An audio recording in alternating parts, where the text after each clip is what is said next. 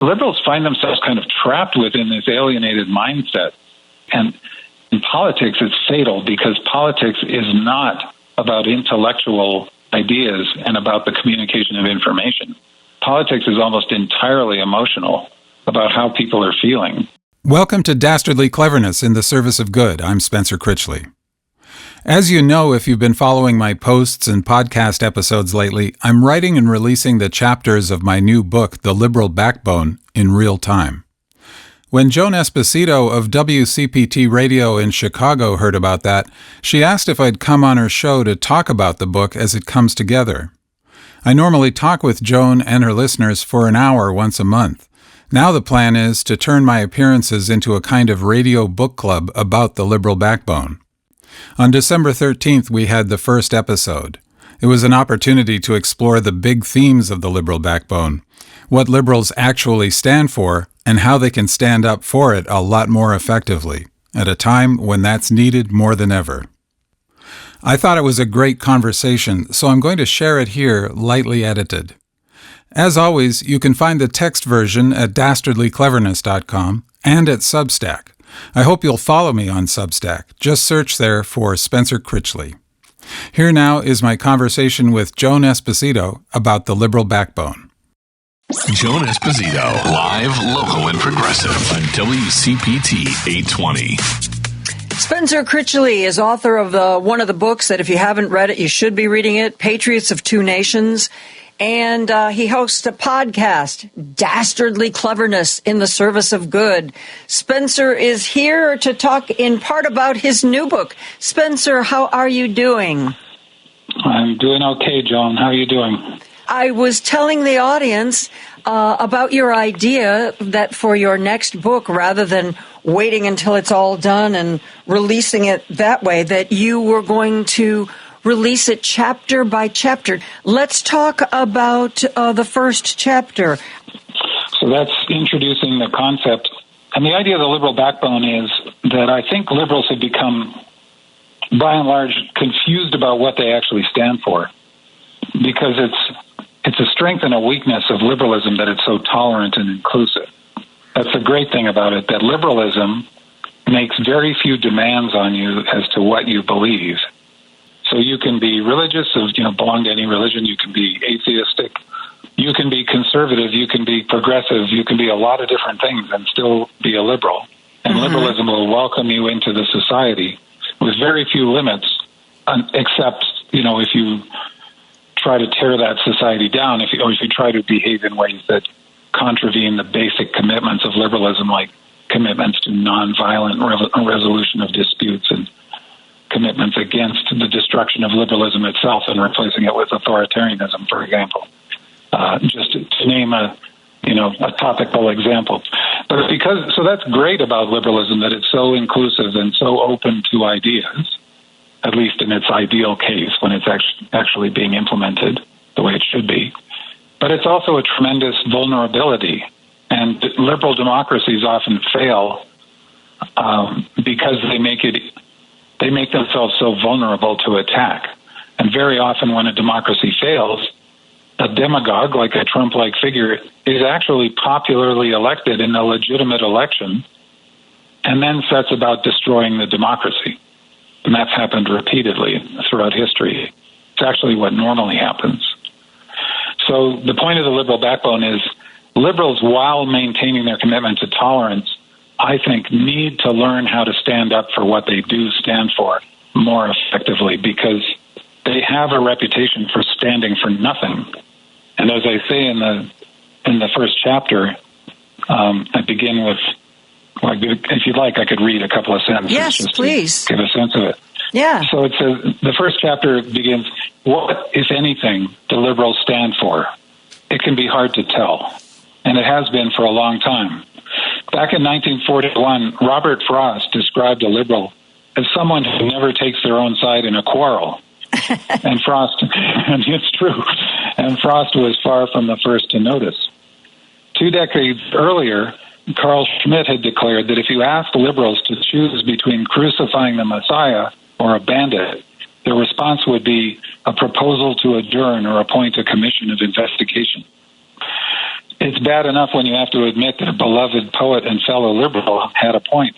It's so much worse when it's a top Nazi lawyer, which is what Carl Schmitt was when he was speaking that way about liberals. And, I think you have to admit there's certain truth in what Carl Schmitt said. The liberals love to convene discussions, and form committees and debate with each other, potentially endlessly. And the question is often raised, as I ask it in the first line, is, what do liberals actually stand for? And if you ask liberals themselves often, you'll find they're kind of uncertain. And that's a very bad way to be at this moment politically. It's great, as I say, in terms of building an open society, but politically it's extremely vulnerable. It makes you extremely vulnerable. And this is a time when liberals need to understand what are those core principles they actually do stand for, and be able to stand for them effectively, because, as I said, I think they've become confused and become ineffective at politics. When you talk about these core principles, are you talking about what, liberal? What do you stand for? I stand for freedom. Is that what you're talking about? Because that's kind of an ultra broad word that, can mean different things in different scenarios. Or are you talking about something more specific? No, that's a really great question, because really these are a short list of 4 or 5 core principles that are the essence of liberalism, going back to the 16 and 1700s with people like John Locke and Thomas Jefferson and others. But each of those principles, you need to understand what you mean by that. And freedom is a great choice. Liberalism, if nothing else, is a philosophy of freedom, hence the name liberal, from Latin libertas. That was the idea that everybody should be free. But that right there is a core area of disagreement between liberals, the MAGA right, and what's often called the woke left. And the MAGA right is anti-liberal, meaning against this philosophy of liberalism.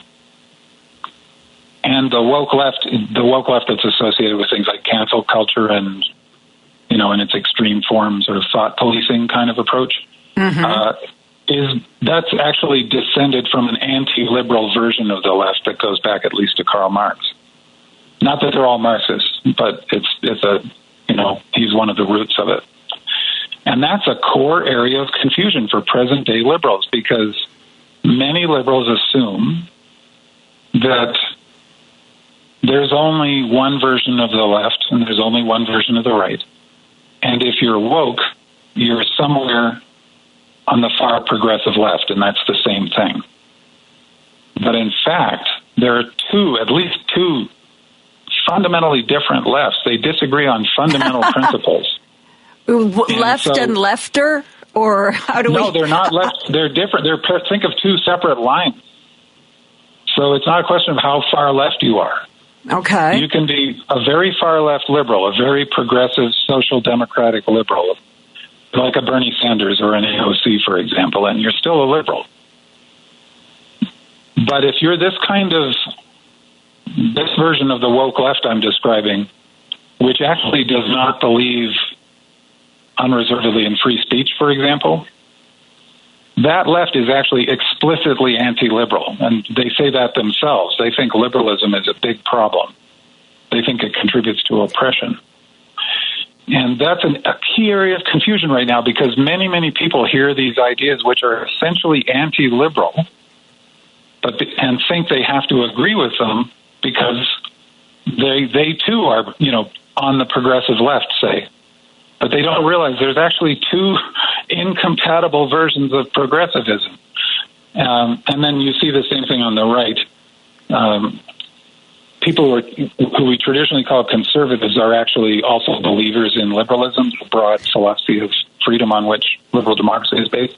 That's why I like, when we're talking about all these different positions, I like the image of a horseshoe rather than a spectrum, rather than a line, because it seems to me that you get to at least some on the far left and some on the very far right are closer in their feelings than the bottom of the horseshoe, which would be the more middle-of-the-road pragmatic people. Well, the idea is the horseshoe kind of meets, and you get the extreme far left and extreme far right meet, where the horseshoe gets close together at the bottom. And that can be useful. One way they meet is they both become anarchists coming at it from different directions. But what I'm saying is it's not even one line, whether it's bent or straight. Because if you think about, we typically think about left-right, the left-right spectrum of opinion. You're somewhere between the far left and the far right. And those are all of the possibilities. You're somewhere between far left, the middle, and the far right. Mm-hmm. What I'm saying is there are people who don't believe in that line at all. They're not on that line because they don't believe in it. That line represents liberal opinion from like a libertarian conservative, a very small government conservative on the right, to a very progressive Bernie-style liberal on the left. But I'm saying there are people on the left and the right who aren't on that line at all because they don't believe in liberalism. And so this is a key area of disagreement. And mm-hmm. You asked about freedom. Liberals define freedom as individual freedom. So it's the right that every individual in the world has to be free of coercion and to think freely, decide for themselves as long as they're not hurting anybody else, and to live in a society where they can govern themselves through democracy. So that's the liberal definition of freedom.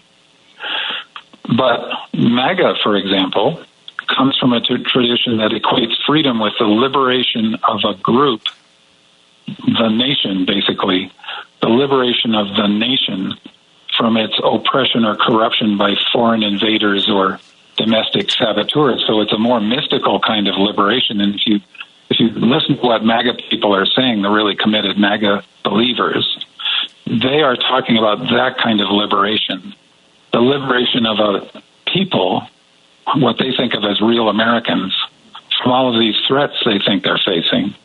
And once they're liberated, they will come together as a strong community of people who share the same values and are united and strong and powerful and virtuous.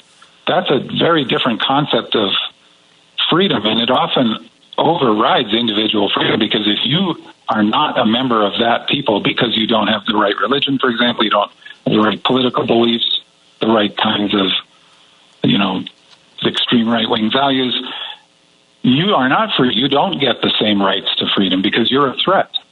You're at least a foreigner and a corrupting influence on our culture, which must be protected. So you explicitly do not get the same rights to freedom. And then you find out that even the members of the group they're not really free. They believe they are because they believe they're a part of this great national spirit and mission. But they find out, of course, that they're totally expendable and will end up being exploited and oppressed, because what this is really about is whoever is in charge at the top. And on the left, the anti-liberal left also has a very different conception of freedom. They see liberal individual freedom as a state of being alienated from true human nature, which wants to be communitarian and cooperative and peaceful. And we've been fooled into thinking that we're individuals who need to make our own way separate from each other because it divides us and keeps us weak, and fools us into participating in this alienating, industrialized lifestyle where all we do is chase money and status and compete against each other, which only ends up serving the powerful, rich people who are in charge and who are selling us products and convincing us to work at low wages and all of this stuff. So those people think the concept of the liberal individual is actually an artifact of this much larger oppressive system that we live in. And when we wake up, this is part of the derivation of this sense of woke, is when we wake up and realize we're living within a giant illusion designed to keep us oppressed, we will break down the whole system, whether it's not necessarily in a violent revolution, but we'll take it apart start over and build a communitarian society where we will liberate our true natures, which want to be cooperative and maximally inclusive and nonviolent and all that sort of thing. So you can see how you can pick any of these definitions of freedom you want. You know, as a liberal, I will say you are perfectly free to believe any of these things. I'm not saying you should not believe any of these things. But also as a liberal, you have to decide whether you believe that or not. And a lot of liberals have a hard time saying things like, I believe in individual freedom, and just saying that. We need to take a break, but I want to, that's what I want. I want you to, you talked about these core principles, but if we can't even decide on what we're talking about when we're talking about freedom, it seems to make articulating those core principles a little tricky. Maybe what you're saying is we have to be much more specific rather than using a generic word. But Spencer Critchley and I are going to take a real quick break. We're going to continue this discussion in just a minute. Get social with WCPT 820 and follow us on Facebook, Instagram, and Twitter at WCPT 820. Chicago's Progressive Talk, WCPT 820, where facts matter. Joan Esposito, live, local, and progressive on WCPT 820. I'm joined by Spencer Critchley. You know him as the author of Patriots of Two Nations. He also does the podcast Dastardly Cleverness in the Service of Good. He has a new book that he is releasing chapter by chapter. You can search his name on Substack and find it. The website associated with Dastardly Cleverness has it. And pretty much wherever you can find Spencer Critchley, you can sign up to get chapters of this book. The book is called The Liberal Backbone. And we started this discussion by talking about, core principles. What are core principles? And I threw out the word freedom, which turned out to be a little more complicated than it might appear. But so you're saying, rather than just saying, I believe in freedom, I believe in individual freedom. More specific than that, though, Spencer? Does it need to be drilled down even further? To do this, it's really more at about that level of just getting clear on what your core values actually are. But if I say I'm a firm believer in individual freedom, I mean, that could be interpreted by some as being anti-government, We don't want the government telling us what to do. We all decide what we're going to do on our own whenever we want. Yeah. And so I do believe government has a role. I don't believe government belongs in the doctor's office, but I think government has a role in society. So how do I articulate that in my definition of freedom? Right. Well, within the definition of freedom, you can get quite specific if you want to. I want to keep it as simple as possible because I know most people are not all that interested in ideology. And even if you are and you aren't prepared to devote a lot of time to it, you can quickly feel like you're getting lost in the weeds and find people arguing over exactly what liberalism means. But, for example, another core principle of liberalism is democratic self-government. So you could say, I believe in individual freedom, which, classically liberals would define that in simple terms as each of us should be free to think and do whatever we want as long as we're not infringing on other people's freedom and, not causing harm to other people. It would be a short version of the liberal definition of individual freedom. But another principle of liberalism is that you believe in democratic self-government. So you do also believe that there should be a government because the government is there to protect the freedom of everybody. Right. And it turns out that we can, liberals will freely agree to create a government, not only to protect our freedom through having, a military, for example, but providing services to people. So the government makes sure you have clean waters and the water and the food isn't poisonous. And you could easily decide we want to have good public schools. All of it subject to voting and debating to make sure that enough of us do agree with this stuff. And that starts to make people have positive freedoms, not just the negative freedom from being coerced or interfered with, but the positive freedom to grow up healthy to grow up educated and to be able to realize your desires, interests, and dreams as a vision of freedom, as positive freedom. So if you want to get into that level of detail, you can. But at a minimum, you can just say, I believe in the freedom of each individual to think and do whatever they want as long as they're not hurting anybody else. And that's a lot to decide that you actually believe in that. And then another principle of liberalism is you believe in democratic self-governance, and which, as I say, introduces, yes, I'm not an anarchist, right? Exactly. I part company with anarchists. I don't believe if we destroyed the government that we would just self-organize and everything would be fine.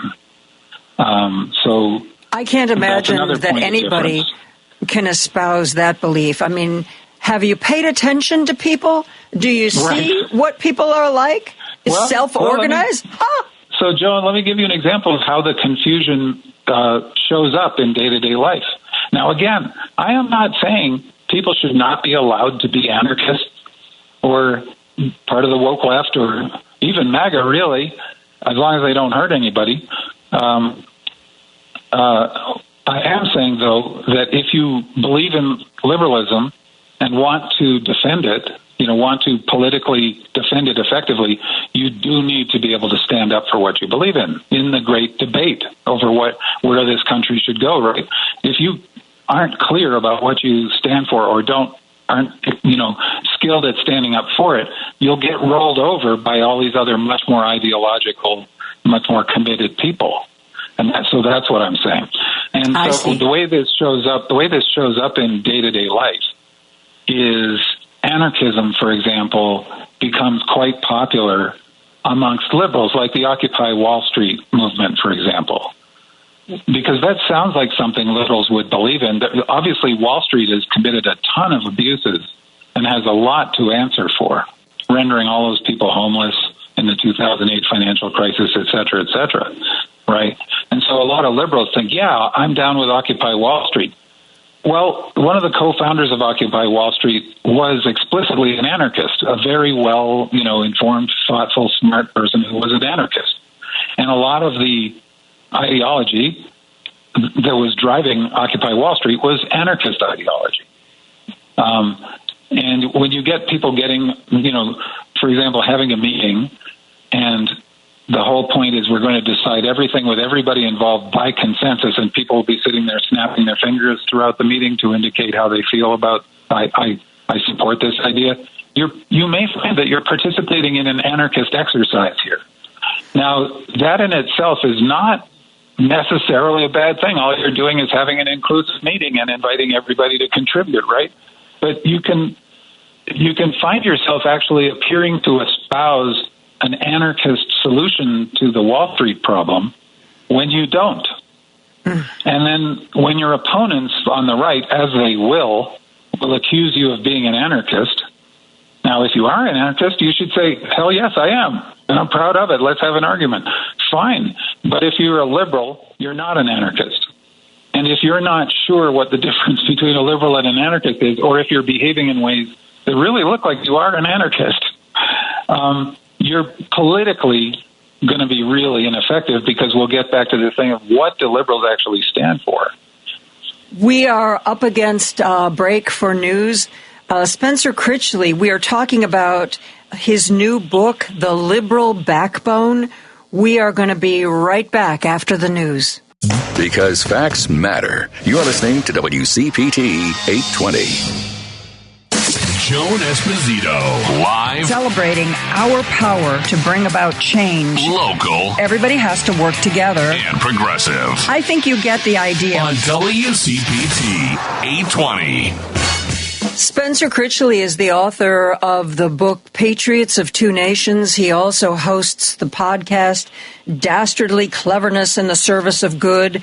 If you go to his Substack or the webpage for the podcast, you can sign up to get chapters of his new book, which he is releasing chapter by chapter.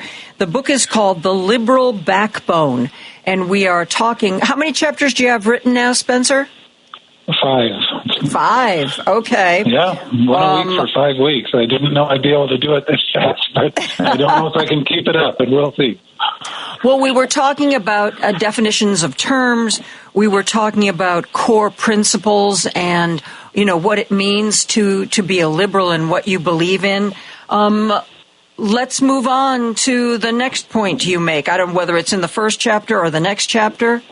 Well, I've spent the first few chapters having sort of set up that premise that I think liberals are confused about what they stand for, and as politicians have become ineffective at standing for it. I agree with that, and I think that people are very confused. So let's back up a second before we move on. What would be, if there was a politician that wanted to speak to a group and tell that group what they stood for, what would be the kinds of sentences, the messages? We already talked about, not just saying I believe in freedom, but I believe in individual freedom as long as it doesn't hurt anybody else. What other statements would you want to hear so you know what somebody believes in? Well, actually, in the context of a political campaign, it should be mostly about very simple messages, and most of the focus on the nonverbal component, just introducing yourself as somebody that people like and trust to be a strong leader for people like them. It really comes down to about that. And that most of that is nonverbal. And one of the ways that I think that liberals and the Democratic Party in particular keep going wrong is they keep thinking, we just need to do some more polling and come up with a message that works better. And I really don't think that's it. I don't think that there is a message that in itself matters very much. It's much more. Because I've kind of been one of those people saying that. Because we, as liberals, we tend to be so rational, we tend to think everything is about information. And so we look at something like the incredibly successful Obama campaigns, and we think, it's because he had that hope and change message. That was a really good message. And you would see people copying that kind of thing, and they would copy the graphic design of his posters or the graphic design of his logo. And what they didn't realize is that's the tip of the iceberg. It was Obama as a person who seemed to embody a set of values that people really connected with, mostly non-verbally, mostly through the rhythm of his speech and his cadences and the way he looked when he was talking, and not the information content of his words so much as the poetry. One of the exercises I often do when I'm training on this subject is I take a passage from his famous 2004 Democratic Convention speech about there's no red America, no blue America, and I translate it into the standard kind of language we get taught to use in college that far too many liberal politicians use, where it's all information. So I translate it into language like, for example, listing liberal principles, and saying we believe in individual freedom, defined as the freedom of every one of us do as they please and without fear of government, coercion. The way I was just talking a short while ago, because I was answering the question of what actually is it, but which is appropriate when you're explaining what it is. But when you're campaigning it just falls flat. And so in my trainings, I would translate it into the sort of academic intellectual language, perfectly clear, but just purely informational, that has come to dominate the way liberals talk. And then I would give people what Obama actually said.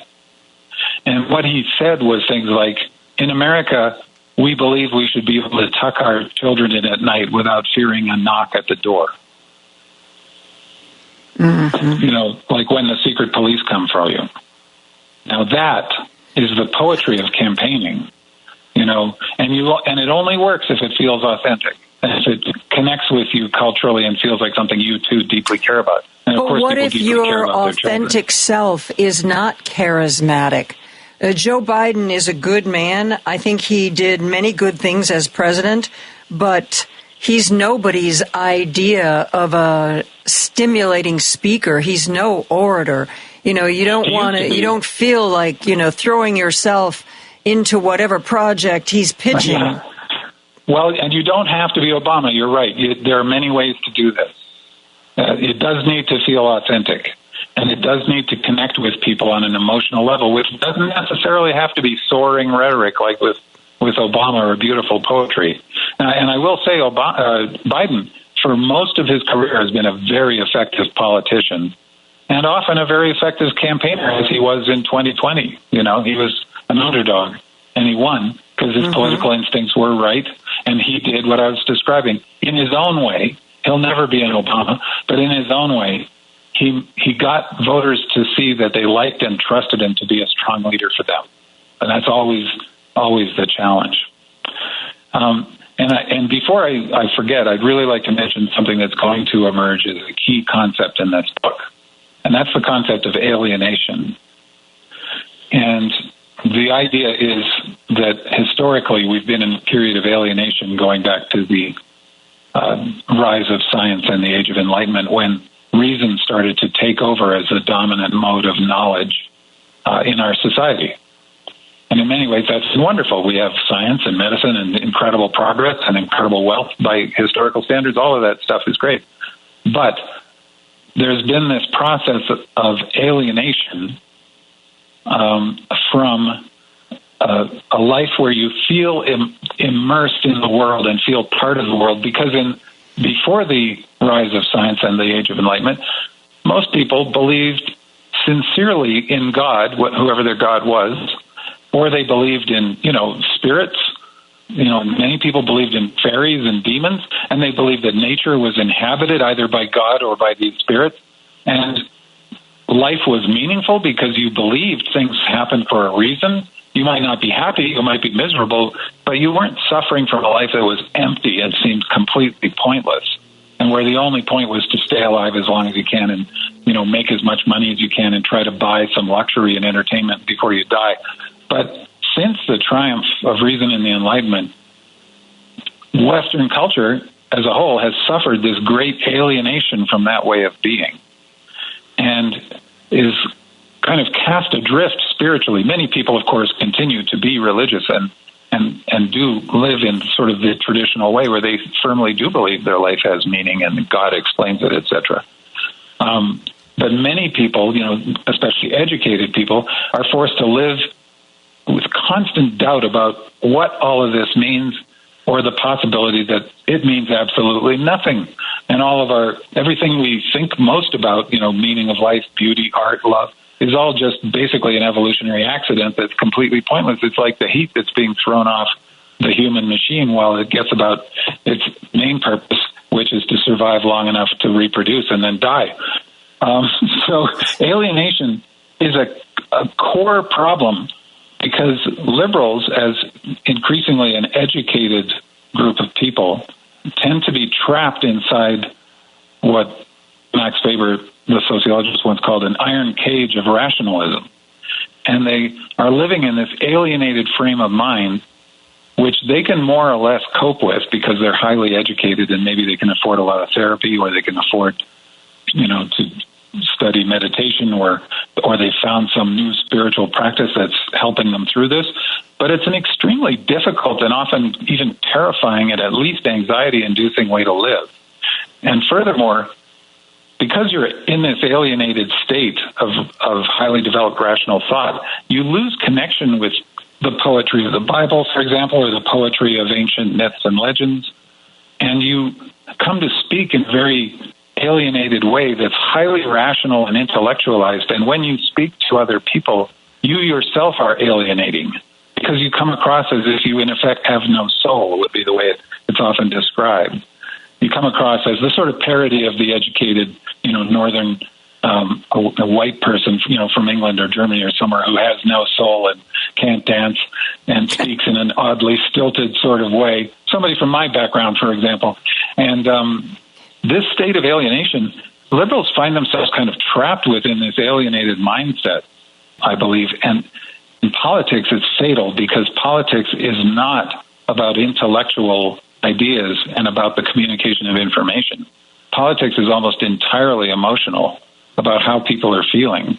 And if you have become alienated from the way most people experience life, where they are immersed in it for better or for worse, and you come across as somebody who is just like oddly disconnected from it all, so that even when you're trying to be one of the folks, it seems oddly stilted or studied, which describes all too many Democratic politicians, not all of them, but a great many of them, and I would say describes the thinking of the Democratic Party as a national organization generally, where everything is poll-driven, it's poll-tested. Mm-hmm. Everything is about the latest slogan or the latest policy points which have been poll-tested. It's all analytical thinking as opposed to what actually works in politics. The part about where politics is emotional, I did not agree with this for a second, but, there were all the people. Well, Kamala isn't winning over more voters because she's not spending enough time talking about policy. She needs to spend more time. Exactly wrong. Exactly. I think that's exactly wrong. People have a really hard time getting this. I think, as hard as it is to believe, almost nobody actually cares about policy. Now, that doesn't mean policy doesn't matter. And it doesn't mean that people are suffering because they're not making enough money or they can't afford health care or child care. They can't afford groceries, whatever it is. It doesn't mean they don't care about fixing health care or fixing the child care problem. They do. But they don't care at all about the policy details. They don't care about the policy itself, right? They care because they love their children, or they care because they are afraid. These are very primal emotions, like love. I love my children. Or fear. I am afraid that if I lose my job, we are homeless.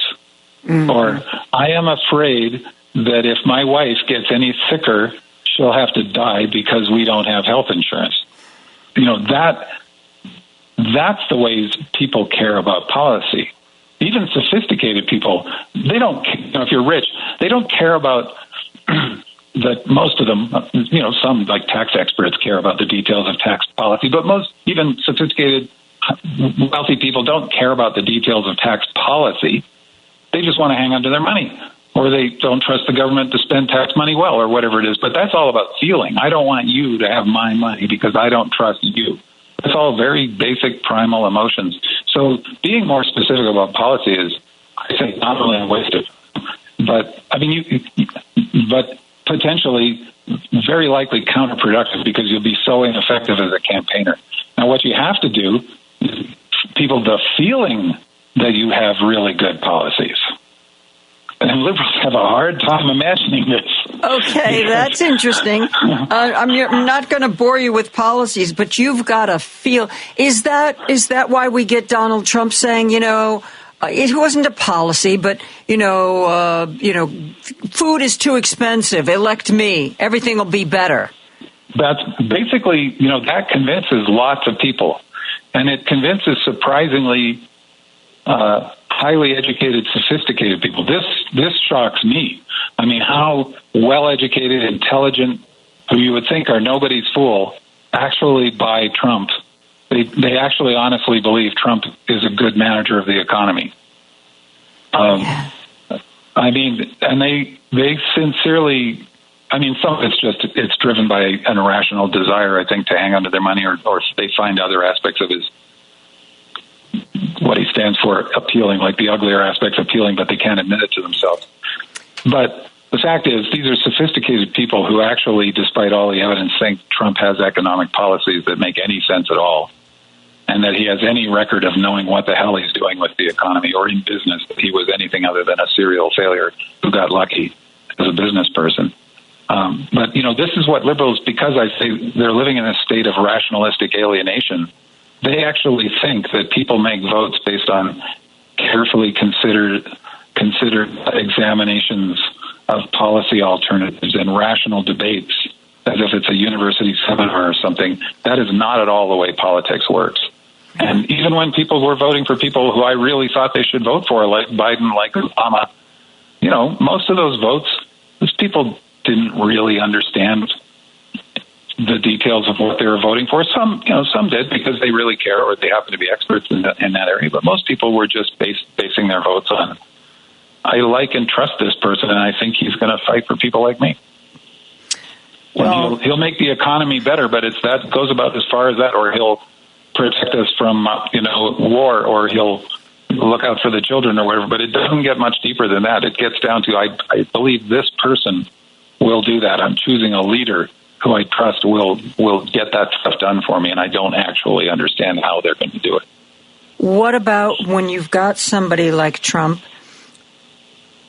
who tells any particular audience he's in front of not the truth, not what he thinks, not what he plans to do, but rather just tells them what they want to hear? That makes somebody feel good. Is that what you're saying? Is that should be the way forward? But this is the enormous challenge that liberalism is facing, and this is part of how liberalism and liberal democracy contains the seeds of its own destruction, because it's open to people like Trump. A liberal society is often called the open society. It's open to all ideas and almost all ideas and almost all people, except people who are, trying to kill other people or hurt them or trying to tear the whole thing down. But it's because it's open, it's vulnerable. So it's vulnerable to demagogues like Trump, who are willing to just lie their heads off and deliberately exploit people's emotions, to deliberately exploit what I've been describing, the fact that we are wired to respond to politics emotionally. They know that, so they exploit emotion all the time. It's all about exploiting fear, resentment, anger, or irrational. I agree with you that that's what's going on, Spencer. What I don't understand. It doesn't mean we have to be that way. But that's the core of the Republican Party. Get people to feel something, and the easiest thing is to make them feel anger, make them all angry about something. But they've been doing this for a while. How have people not wised up to this? Oh, there they are again, trying to make me mad. Somehow humanity is always vulnerable to this. I believe, and as psychologists will back me up on, this is wired into us by evolution to make decisions this way. We make very fast, emotion-driven decisions because in the wild that works better. You survive longer if you do that because you only have a split second to decide, is that something scurrying in the underbrush that I could pounce on and eat and thereby survive? Or is it a very dangerous predator like a snake or a lion or something, which I must flee and therefore survive? And you cannot sit there like the way Carl Schmitt described liberals and decide to gather the tribe and sit down and appoint a committee and consider all the alternatives. Yeah. Right? And so that's why it works so well. And demagogues have been doing this since people first noticed there were such things as demagogues back in classical Athens. There's this demagogue known as Cleon, who was one of the first identified demagogues who did exactly this. And demagogues have been popping up throughout history. The founders of the United States, the demagogue was one of the people they most feared, and they explicitly, in multiple places, including in the Federalist Papers in multiple places, they warn against demagogues, and they describe essentially Donald Trump. They essentially warn against people who have mastered the petty arts of deception, if I'm remembering that right, for example, and who excite the passions of the crowd, but who lack the character to be leaders and are driven by personal ambition. They knew this was one of the greatest threats to the survival of the democratic republic. And they were basically, if you read it, it's chilling because they're describing Donald Trump perfectly. But this is something humans are always vulnerable to. Again, if liberals are going to defend liberalism, they have to know that, and they have to know how to campaign against it effectively. Hence the idea of the liberal backbone, rediscovering your backbone and learning how to stand up and stand straight. Yeah. And so that means as a campaigner, you need to appeal to people emotionally. You need to master the arts of a demagogue, frankly, but you do it honestly, with good intention. You master the skills of a demagogue, but do it honestly? Okay. That's exactly what Obama did. Technically, Obama was a demagogue because he understood how to excite the passions of the crowd by appealing to their emotions. But he was doing it honestly with good intentions. He wasn't lying to them. His intentions were laid out there. He told you what he stood for, and he actually meant it. He wasn't going to suddenly surprise you, and you weren't going to find out he was actually an authoritarian or a crook. And I know that from working inside the campaign. I don't want to exaggerate my role, but I was enough inside the campaign to hear Obama on phone calls and to interact with all the other people on the campaign, including the people leading it, and to know that from top to bottom, that campaign was an honest expression of what Obama stood for and was being run honestly as a campaign. So it is Give us an example of that, of something that indicated what he stood for in a clear way that still he was able to have resonate emotionally with people? Well, for example, what I just said in that speech about when describing freedom from a repressive government, describing it as, in America, we believe you should be able to tuck your children to bed at night, knowing that they'll be safe from that late night knock at the door, for example, to talk about it in those terms. And he would do that repeatedly. If you go back and watch or listen to those speeches, the language was poetic. It was descended from a tradition. You know, one of the major streams that he was drawing from was the civil rights movement, which is very much tied to the Black church, which produced people like Martin Luther King, where oratory, or going back to slave days, the oratory of the Black churches, going back into the 19th century, for example, the preachers would be, in many cases, masterful orators using the cadences of the Bible. And Obama was very much part of that tradition. He knew what he was doing, and he would draw on other, great speakers. And a lot of what he was doing was all about the imagery and the rhythm in what he was doing that was communicating with people so powerfully. And the thing is that those are essentially demagogic skills. It's a technical term, so it doesn't have to be pejorative. And it becomes positive when you're doing it honestly with good intentions. Which, as I say, I witnessed with my own eyes and ears, was the case on the Obama campaigns. There was never a moment where you could detect that, this is actually the usual, sleaze and manipulation. That was just not happening. And it's crucially important, I think, for Democrats to understand what works and doesn't work in this regard.